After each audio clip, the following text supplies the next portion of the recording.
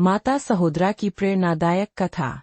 गुरु बाबा घासीदास जी सत्य, समता और करुणा के अद्भुत प्रचारक थे। उनके जीवन के साथ ही उनके परिवार का प्रत्येक सदस्य भी सतनाम संदेश का वाहक बना। इन्हीं में से एक थीं उनकी सुपुत्री माता सहोदरा। एक जन्म और बचपन। माता सहोदरा का जन्म गुरु बाबा घासीदास जी के सतनाम संदेश की गूंजते माहौल में हुआ। बचपन से ही वे अपने पिता की वाणी सुनती, उनके आचरण को देखती और सत्य के बीज अपने मन में बोती।